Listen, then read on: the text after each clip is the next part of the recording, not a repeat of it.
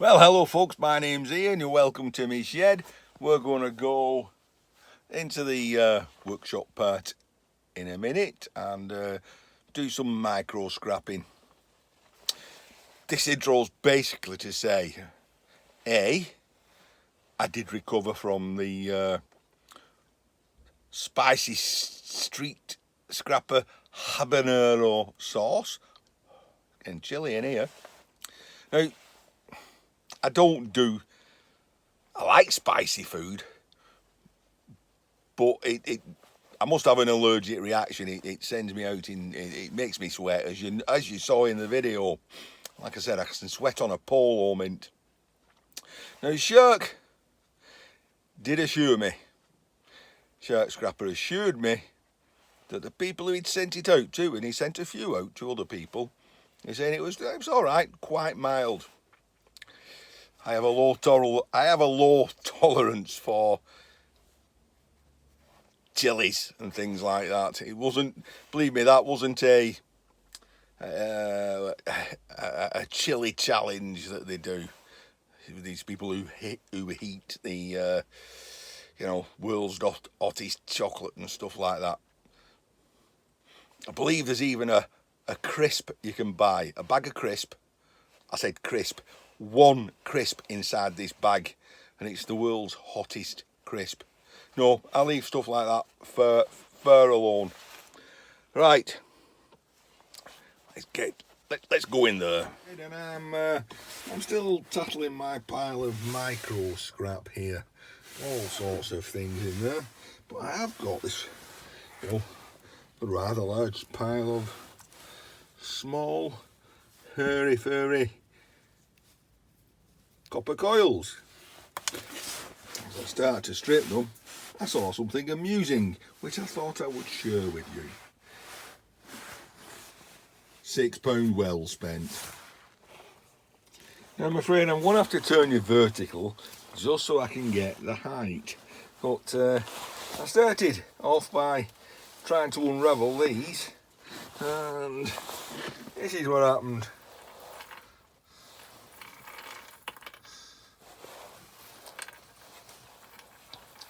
You can see it's all unravelling off loads of strands at once. Okay, I found it amusing.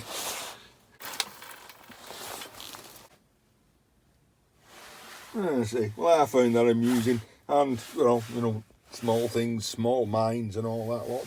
But that kind of worked. However, for the ones that didn't work, I have another method. No, not the hammer.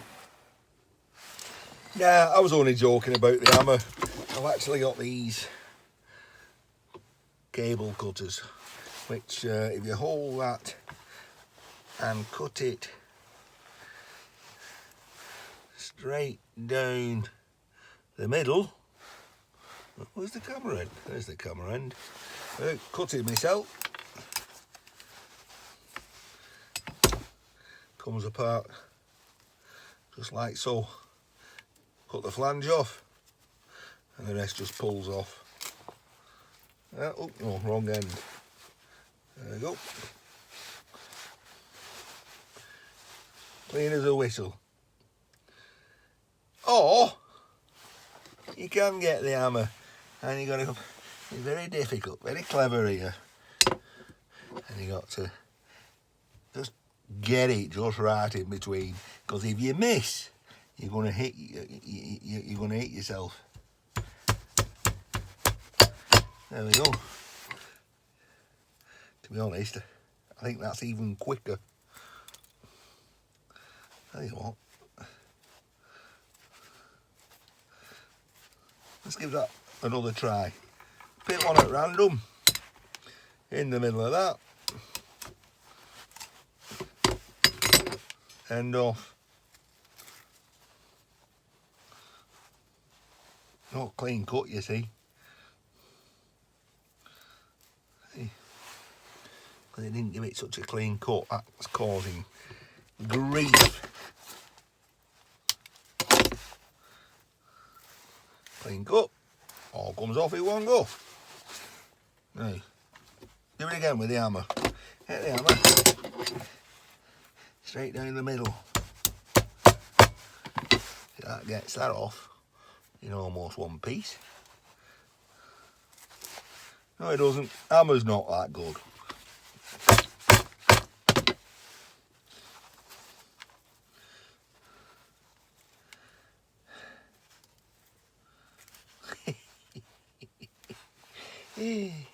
No.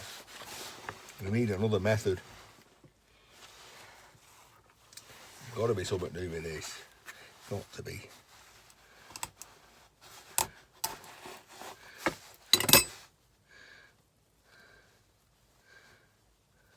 There we go. I knew there was a technique. Now then again.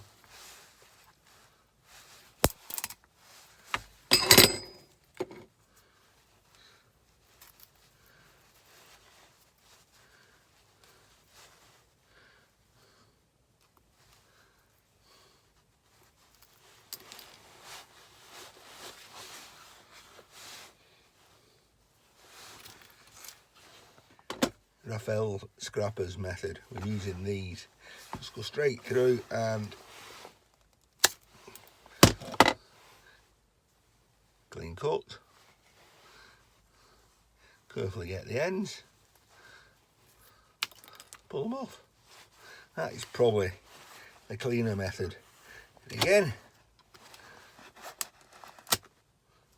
clean cut straight through. Little pokey thing.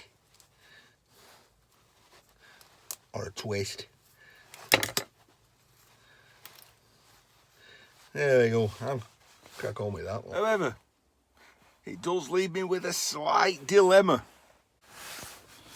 How can I make a video about breaking little coil spools up? Well, you get a nice weighty bit of copper out of them.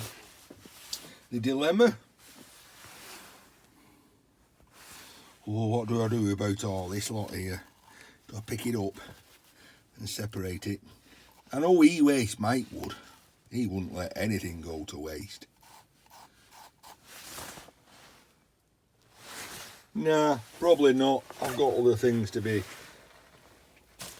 going on to. So I'm going to crack on with that lot. One bit at a time.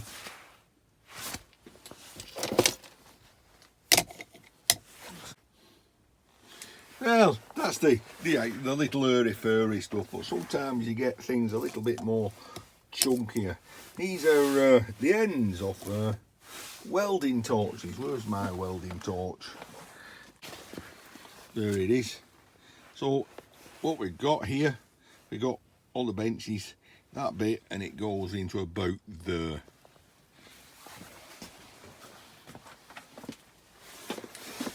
But it's solid copper running all the way through it.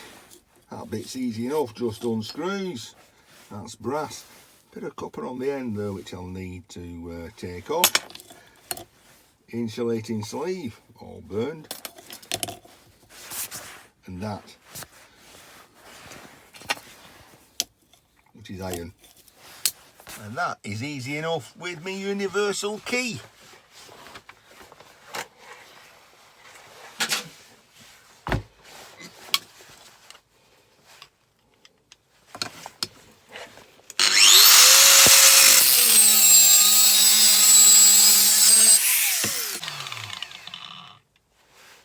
Notice I'm holding it with pliers, so if it catches, it doesn't run over my fingers.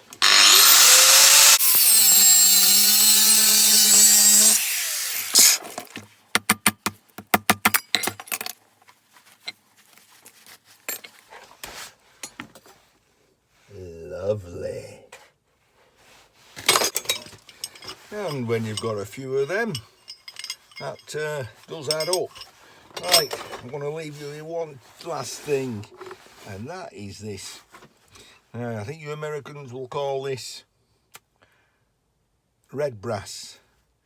We call it over here gunmetal or phosphor bronze. Like you see, it's like a Well, it's heavier and it's a different colour. Now it's got 2 metal studs in it. Got a big stud there, which I've tried to move and I can't. And it's got 1 there. So this is time to move to the big block. See, it's even got a face, 2 eyes, a nose and a mouth. And it eats copper and brass. Yum, yum, yum, yum, yum. Right, what is this? Seen it in many of my videos, haven't you? I was in a scrapyard once. Got a massive old lathe in. I mean, it must have been, I don't know, 20 foot long, this lathe. Massive. And it's what you call a gap bed lathe, as in, that is the, go that way, that goes in the gap. So here you've got your chuck, and there's the end of your lathe bed, and your carriage runs up and down on that. If you wanted to put something bigger in that went down to the bottom, you could take this piece out, leaving you a gap. That's why it's called a gap lathe, a gap bed. And this is the piece I saw on that, and I thought, my God, that'll be an handy piece of steel for banging on. And over the years, you know, the various shapes and angles come in very handy. Top, it's got two different size holes, which help. Now, for example, for this, I get that. Because of this awkward shape, I can't put it over the top of the hole. It's got a leg on it. I could cut the leg off and that would make my life easier, but I can play around and I can get it there. You can see what I'm doing. I'm just going to put that so it rests. That lot rests on there, that leg fits down there. I can take my punch or my drift, put that in there, and then with my hammer, because you knew there had to be some hammering in it, didn't you?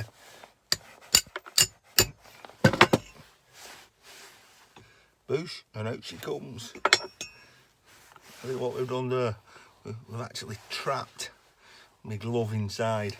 And that, if I hadn't been wearing gloves, could have been my skin. And I'd have been going, ow, ow, ow, ow, ow, ow, ow. As it is, it weren't. Mosey it round a bit.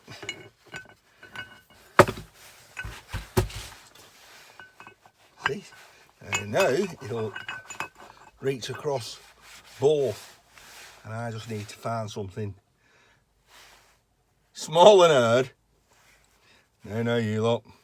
Small and hard. To stick in that tiny hole and bang it through. Right, well, small and hard turned out to be, so that's the pin that's come out. I'll show you what this is in a second. Might surprise some of you. It's not a punch. Yeah, that pin's out. And that is now clean.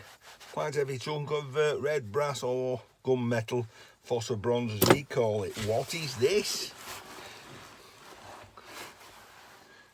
Can you see there? Can we focus on the ends there? It's tri-pointed. What is it? Well, in the olden days, when I was a lad, and we didn't have electric drills, it's for making holes.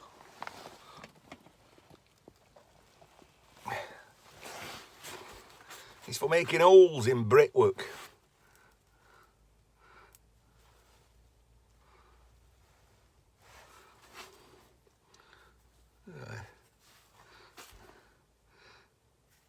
So it's fluted. It's very hard. I've snapped 1 or 2 of these in my time.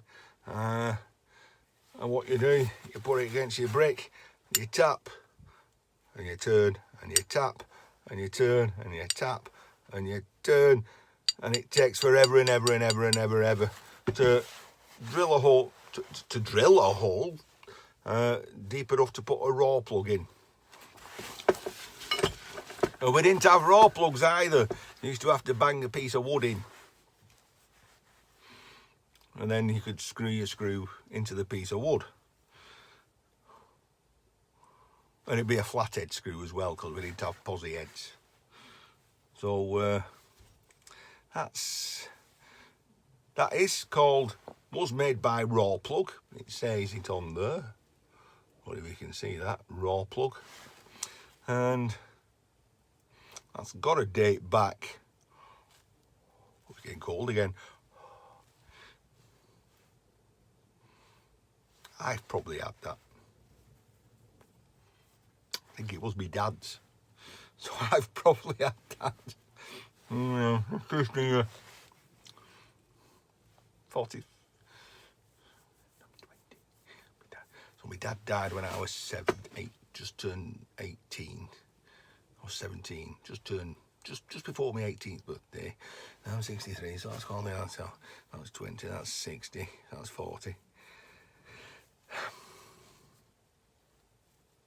I inherited that about 45 years ago. Oh well. Soon be my sons, won't it? Right, well, I've done in here for tonight. It's just a little oven. A little oven.